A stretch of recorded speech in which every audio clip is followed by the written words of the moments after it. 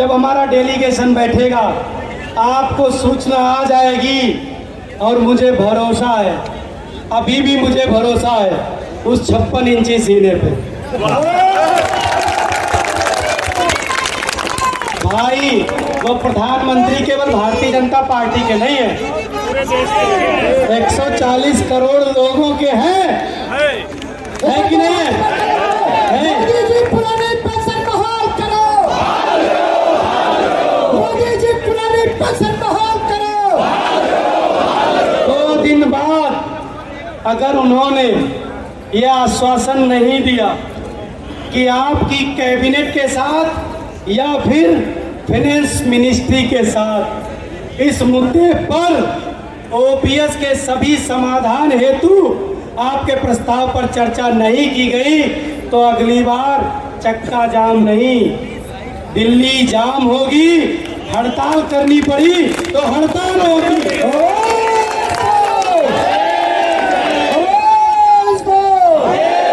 लेकिन मैं पूरे इस साल इंडिया एनपीएस एम्प्लॉइज फेडरेशन के परिवार की तरफ से, आजाद अध्यापक शिक्षक संघ मध्य प्रदेश की तरफ से, उत्तर प्रदेश पंचायती राज सफाई कर्मचारी संघ की तरफ से, उत्तर प्रदेश पीडब्ल्यूडी मिनिस्ट्रियल एसोसिएशन संघ की तरफ से, प्रगतिशील शिक्षक न्याय मंच दिल्ली की तरफ से, उत्तर प्रदेश राज्य कर्मचारी महासंघ की तरफ से, Uttar Pradesh all India defence employees unions की तरफ से, पूरे हिंदुस्तान की तरफ से मैं ये भरोसा दिलाता हूँ कि 4 महीने बहुत है पुरानी पेंशन बहाली के लिए। 4 महीने बहुत है। और अगर 4 महीने में पेंशन बहाल नहीं हुई, बड़े भाई भरत पटेल जी कहाँ हैं? थोड़ा सा मूल निवासी कर्मचारी कल्याण महासंघ पुरानी पेंशन योजना पर अपना पूर्ण समर्थन देता है। जोरदार तालियों से एक बार स्वागत करते हैं। 4 महीनों में अगर हम कुछ हासिल नहीं किए, ज्यादा कुछ हासिल नहीं करना है, 80% पेंशन हम लोग ला चुके हैं, 20% कराना है, 20%, केवल 20%। और वो 20% और जैसे ही बहाल हो गई फिर मोदी जी पर छोड़ते हैं कि उसका प्यारा सा नाम Narendra Modi old pension scheme रख लेना।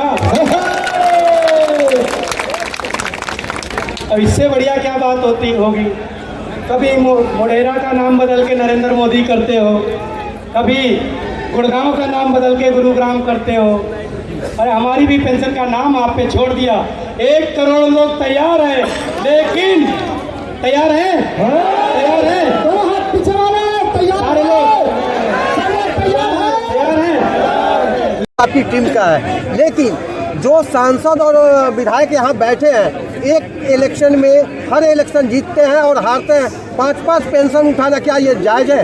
वो तो बिल्कुल जायज़ नहीं है। और उनको हमारी पेंशन की इसलिए परवाह नहीं है, और वो पेंशन के मामले में इसलिए गंभीर नहीं है क्योंकि वे बहुत जल्दी लखपति से करोड़पति, करोड़पति से अरबपति, अरबपति से खरबपति बन जाते हैं।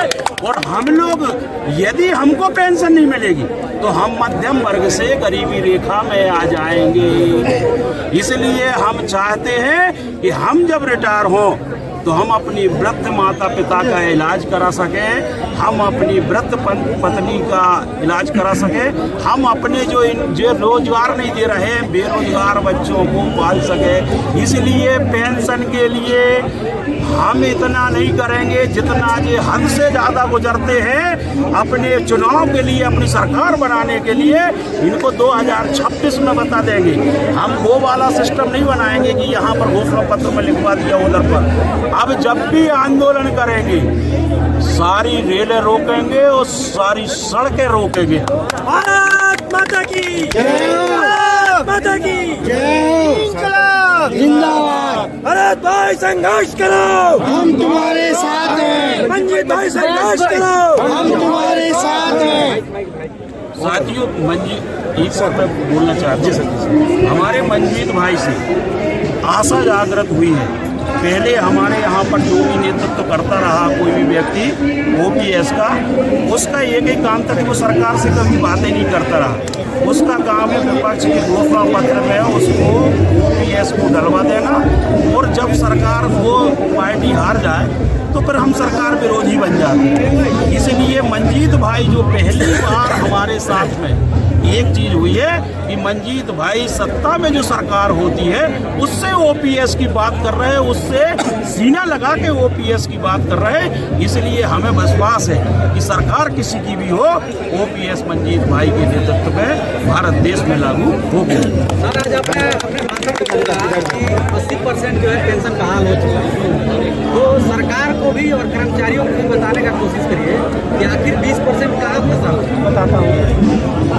यूनिफाइड पेंशन स्कीम में सरकार ने ये कहा कि कर्मचारी चाहे तो अपना पूरा पैसा निकाल, लेकिन अगर वो अपना हिस्सा निकालता है, सपोज दैट कोई कर्मचारी है उसने 30 साल नौकरी किया या 25 साल से ज़्यादा नौकरी किया, तो उसको 50% पेंशन मिलेगा, बस DA भी मिलेगा।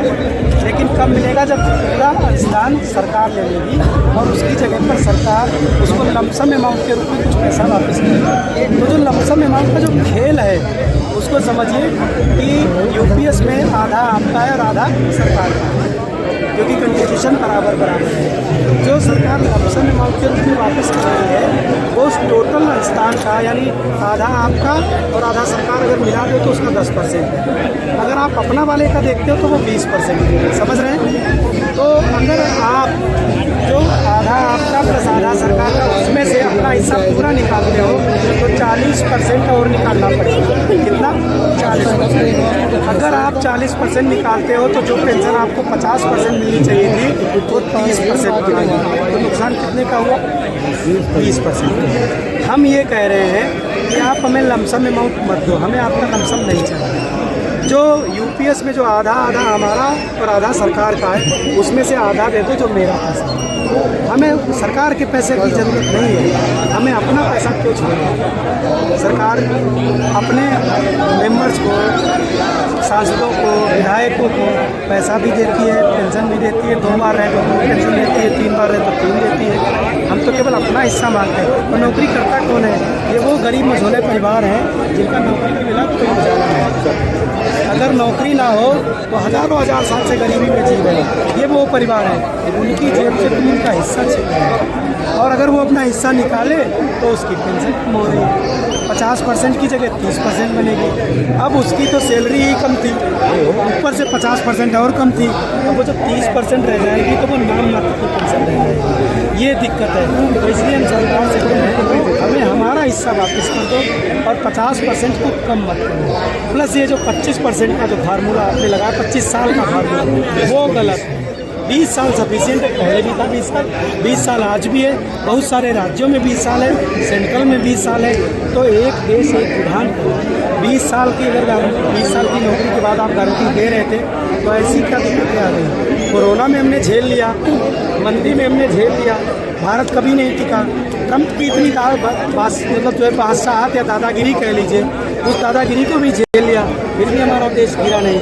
ऐसी कौन सी मुसीबत आ गई कि गरीब कर्मचारी का पैसा लेकर के आप उसको पेंशन नहीं करना चाहते हैं? फिर हम कह रहे हैं कि कुछ भी नाम करो, हम तो आपको क्लू दे रहे हैं, हम आपको तरीका बता रहे हैं। आपको ये जिद है ना कि नहीं नहीं नहीं नहीं उसका नाम NPS UPSC रखेंगे, हम कह रहे हैं जिद भी पूरी करना, हमें हमारा अनुदान दे दो, 50% खत्म हो गया। सरकार जो है और लार्जेस्ट इकोनॉमी हो गया है, 5 ट्रिलियन हमारा इकोनॉमी होने वाला है। और दूसरी तरफ जब कर्मचारियों की बात आती है तो बोलते हैं कि हमारे पास पेंशन इसको आप कैसे देखें? कुछ नहीं, महाकंजूस सरकार है यार। 3% ये बढ़ना होता है तो उसको 2% पे ला के टेकती है। वो 2.9 का एक तरीका है, मतलब जो है उसमें मैनिपुलेशन करते हैं। इतना मतलब 1% से पता है कितना जाएगा? 1000 करोड़ भी नहीं जाता सरकार। 1 करोड़ कर्मचारियों का 1000 करोड़ भी नहीं है। मतलब आप समझिए एक आदमी की जेब से 1,000 रुपये, इससे ज़्यादा शर्मनाक और क्या बात हो सकती है? 1000 रुपये जेब से चुराने के लिए इतना बड़ा तिकड़म लगाते हैं। हमें जब ज़रूरत, अभी हम तो कह रहे हैं जब सिंदूर हुआ, ऑपरेशन सिंदूर हुआ, हम यहाँ से ऐलान करना चाहते हैं कि माननीय मोदी जी ने कहा होता तो हम लोग 10-10 हज़ार रुपए का कंट्रीब्यूशन करते देश के लिए। हम तैयार हैं। क्या हमने कोरोना में नहीं किया? क्या हमने उसके पहले जब मंदी आई तब नहीं किया? हमने हर बार किया है। जब भी देश को ज़रूरत पड़ी है हमने ना केवल पैसों का कंट्रीब्यूशन किया है, हमने अपने प्राणों की आहुति दी है। हमने बॉर्डर पे जाकर के सेवाएं की, हमने कश्मीर में जाकर सेवाएं की। हम तो हर सूरत में तैयार हैं। क्या राष्ट्रवादिता केवल आपके अंदर है? अरे हमारा दिल खोल के देखो, आपसे ज़्यादा राष्ट्रवादी कौन? हम तो कह रहे हैं मोदी जी करो ना अपील, लेकिन पहले आप ओपीएस करो। हम सिंदूर ऑपरेशन के नाम पर फिर से कंट्रीब्यूट करने के लिए तैयार हैं। बताइए तैयार है कि नहीं तैयार? हम सब तैयार हैं। राष्ट्रवादी लोग हैं, सरकार के साथ काम करने वाले लोग हैं। हमें चिरकुटाई नहीं करते कि आज फलानी पार्टी को बेचते जाके आंदोलन। सब परिवार सबसे पहले यहाँ पर उपस्थित संख्या बल को सबसे पहले सत नमन करते हैं और अभिनंदन करते हैं। साथियों, all India NPS employ federation वो संगठन है जिसने जितनी बार भी ये धरना कॉल किया है, आपने देखा होगा 10 से 15 दिन में कोई न कोई आउटपुट आया है। क्योंकि हंगामा खड़ा करना हमारा मकसद नहीं रहा। हम जब भी जंतर मंतर, रामलीला ग्राउंड जहाँ मानवाधिकार आयोग गए हैं, वहां पर जरूर कोई न कोई निष्कर्ष लेकर के आए हैं। साथियों, 17 नवंबर 2024 को जब आपने ताकत दिखाई थी, आपको पता होगा 24